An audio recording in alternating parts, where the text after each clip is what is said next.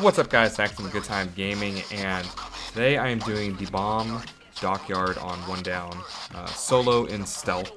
So this one's actually probably about a couple weeks old now at this point. I did this heist just trying to get some of the one down heists knocked out of the way as quick as possible, and it had been a long time since I've done this one stealth.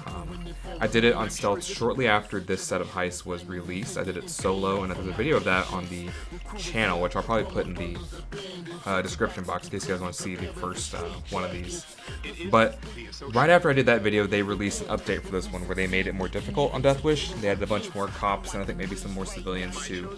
But they basically try to make it more difficult to do on stealth. So this is actually my first time doing this one stealth in a very, very long time, ever since that video came out. It's probably over a year, well over a year ago. So hadn't played since the quote-unquote difficulty tweak. Hadn't played this one in over a year on stealth. And I ended up doing it my first try through.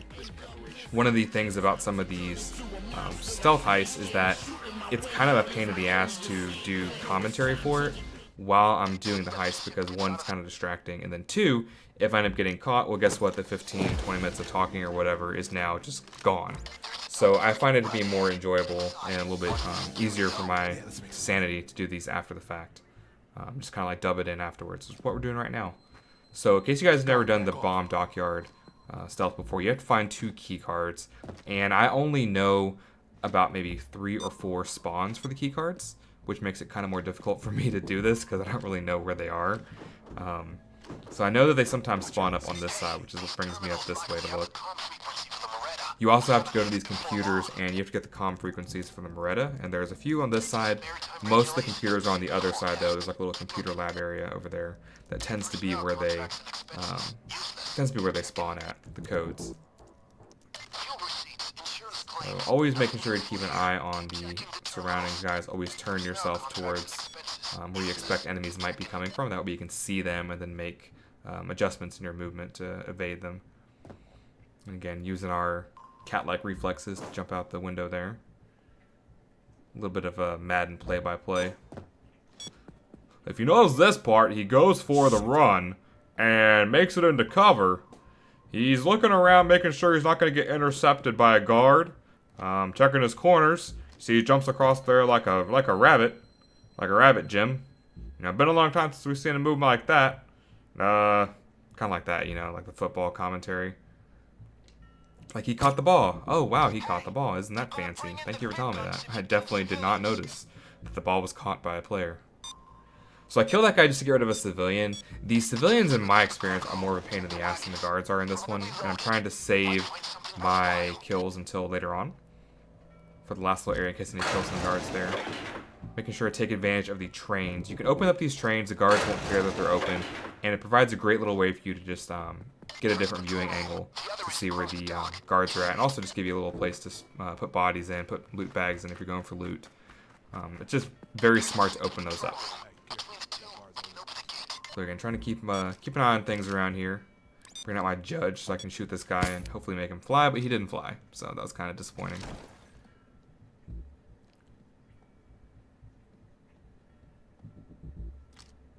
Take on that body bag, Casey. I'm going to restock on our body bags. Still haven't found any key cards, so we're still on the lookout for those.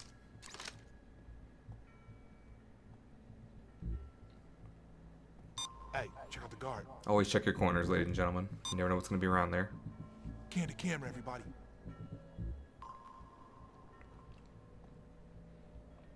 I guess I was finally inspired to commentate this one because I've been not doing one down, I guess, as quickly as I would like to. The problem with one down for me is that it's just not really fun. And it's not something that I can play with like 80% of the people on my friends list. There's about maybe 10 people, probably less than 10 people, that I know that I would be comfortable doing one down with. And I feel like if I did one down with them, it wouldn't be a waste of my time because we wouldn't get anything done. We would just die. So less than 10 people that I know. I have a lot of you guys have added me on Steam, which is great. I mean, I like that. You know, it's cool to talk to you guys, interact with you guys. But a lot of people who have added me, I wouldn't want to play one down with because they just don't have the skill, the knowledge of the heist to do it very well. No offense or anything. I'd play Death Wish or anything else with you guys, no problem. But there's just certain people that I would not want to take a chance with on that, because one down is just very frustrating in and of itself at times, and to just add an extra layer of frustration on there is not something I really want to get into. I think my biggest grievance with one down would be that there's such a narrow subset of weapons and skills that work in one down, right? You can't just use any old thing like you could on other difficulties, which I guess is good in a way, but I feel like it takes some of the variety out of the game as well. This is a game that lends itself well to creativity and thinking outside the box and coming up with interesting build and weapons combinations. And there's just so many things that just don't work on one down that it just really cuts out such a large amount of the variability and creativity in the game, which I don't like that aspect of it. So again, what we're doing here is looking for key cards. This room right here is one of the rooms that has a bunch of computers in it. So there's about 4 or 5 computers in here. And sometimes a key card on the desk as well, as we find one right there. So we're going to go ahead and try and find the comm frequencies while we're in this room. And there we go. Got them. So looking for anything else, not finding anything. I don't know why I was going to try and camera loop that. I really don't know. Made no sense to me. So at this point in the heist, I have looked everywhere that I know to look for key cards.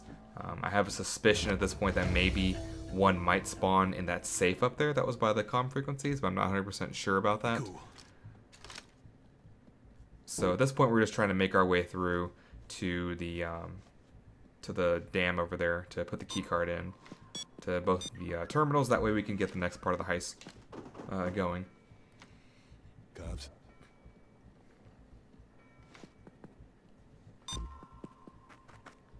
Using the key card now. One thing to be careful about on this one is that if you shoot a guard and they fall off the side, then you're basically screwed because you can't answer the pager. It does work to do that with civilians. You can shoot a civilian and knock them off the edge, and they can't. It can save you a body bag that way, which is very helpful. Very much worth doing it that way if you can. So this one was almost bad because I didn't want him to walk down and get seen by the camera, but then I also have to be able to get to his body and bag him up. And if there had been a guard or someone in a very different position down there, it could have gone very badly, very quickly. Careful, guard. Hey, shh, guard.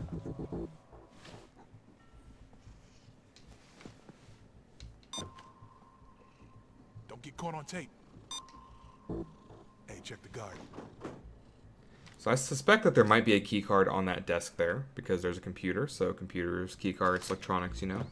And I was right. So yay for me. Yay for chance. Because that's what that was. That was just chance. So now really we've gotten the worst part of the heist out of the way.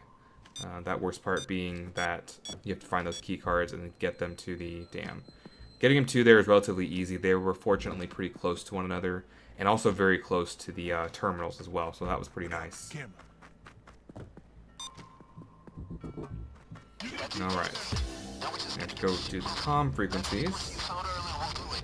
Unfortunately, the comm frequencies are on the other side of the map.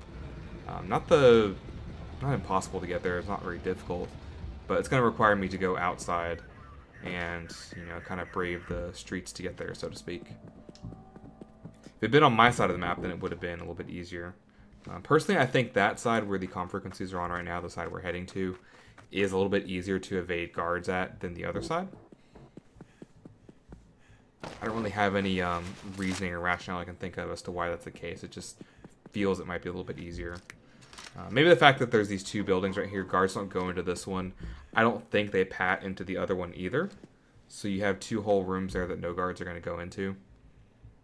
That could be part of the reason why.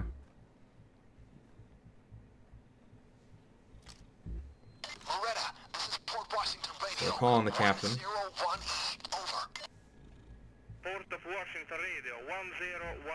This is Moretta. Over. This is Moretta.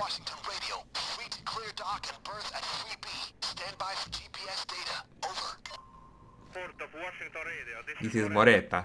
Standing by to receive GPS data. Over. Alright, so again, the computer's on the same side, which is good, so we're not like zigzagging back and forth everywhere. I don't really like that area up there a whole lot. There's a guard that patrols outside of it on the roof who is kind of a piece of shit. And there's also a camera facing right into that computer, so that can also be a bit of a problem. But we get up there relatively easy. No butt-clenching moments here, so that was nice. Just to be on the safe side, I go ahead and camera loop this camera. So I'm not sure if it sees that, if it's going to go off, or if I can even do the computer quick enough to not be spotted by it. So, best to err on the side of caution when doing stealth. You know, on loud, there's a little bit more room for error, especially if you're playing with other people. There's ways to recover from, you know, chain deaths, or if, you know, someone goes cussy, you can get them back. On a stealth heist, if you fuck something up, then you just wasted however much time you've currently spent on that heist,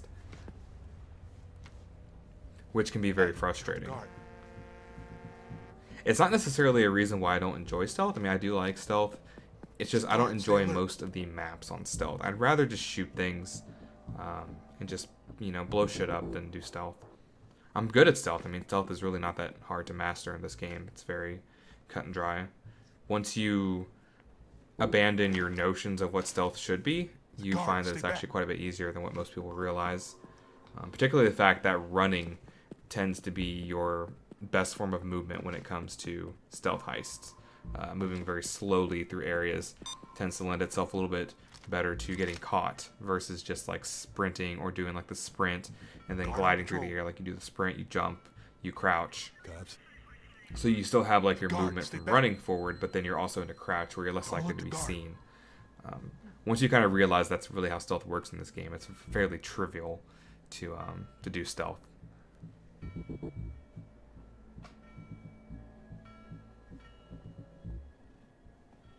So just waiting stuff out here. Pulling meth ingredients through the side of the van there because that's a thing.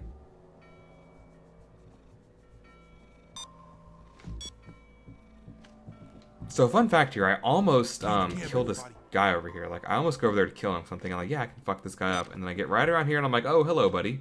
I turn around and run the fuck out of there because I don't want no part of that.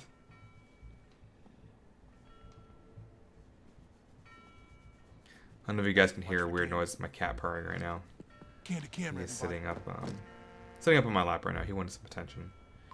He was asleep in his cat bed, and then he wanted to come over here and hang out. So here he is. So with this guy, I unfortunately kind of fucked this up a little bit, but using the knockback from the judge, he gets shot into the side there, behind the cinder block. So even if that other civilian comes and pats this way, he won't see the body from a much farther distance away, so it's a bit safer for me that way. Stand by, gang. Moretta's almost ready. Moretta. Alright, so the Moretta is now docked. The civilian is in the way currently. And they still don't know you're there. Keep it that way while the Moretta docks. And I go ahead and put the body in here, I think. I don't think I tossed it over the edge. Maybe I do. We'll see. Guard. No, I go and I put it inside of the train. Because I couldn't remember, since it's been a while since I've done this heist, if the bodies respawn somewhere if you throw them off, or if loot respawns somewhere if you throw it off. Because you know, like in Shadow Raid, if you throw something into the water, it respawns in the back near that tunnel section. So I wasn't sure if that was a thing or not. And I figured best not to chance it.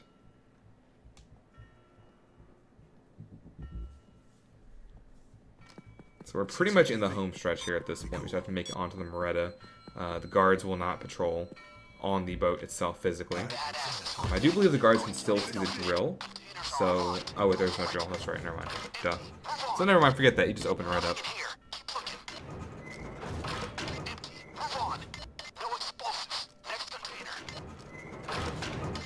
At this point, I really can't lose this heist because as long as I can find the bomb, the boat's gonna show up, and then even if I get caught, the boat's not just gonna like randomly, you know, peace out and go away. So pretty much I've won at this point. Just have to get the boat piece or the bomb pieces to the boat, which is just right over here. Something to be careful of if you do this heist. You don't need to buy the boat asset for the escape if you do it in stealth. The Big Bank heist is the same way. You don't have to. Well, actually, no, I take that back. Big Bank's different. Never mind. There's another heist that's different though with that too. I can't remember which heist. I know there's another stealth heist that you don't. Oh, Golden Grin. In Golden Grin, you don't have to buy the escape van. Escape. That sounded weird. You don't have to buy that one on Golden Grin as long as you kept it in stealth. If you make it loud, then you have to buy that if you want it. But provided that you manage to stealth Golden Grin, then your escape will be the van in the back near the loading dock. So at this point, we have all the parts. We are heading out of here. But you know, I just have to do one last thing before I leave the heist and before I escape. See a lonely guard over there and a lonely civilian. Go ahead and pop him, and then the civilian's what I really wanted. Go free, young man, go free. So he goes into the water, and we get the fuck out of there. And that is the bomb Dockyard. That was very, very smooth, very cut and dry for the most part. Again, I haven't stealthed this heist in well over a year. It's my first attempt on it, so I was very surprised that I did it on my first try. So yeah, guys, that was the bomb Dockyard. I will have some more stealth one-down heists coming very shortly, so be on the lookout for those as well as some other good Payday 2 content. I will see you guys in the next video.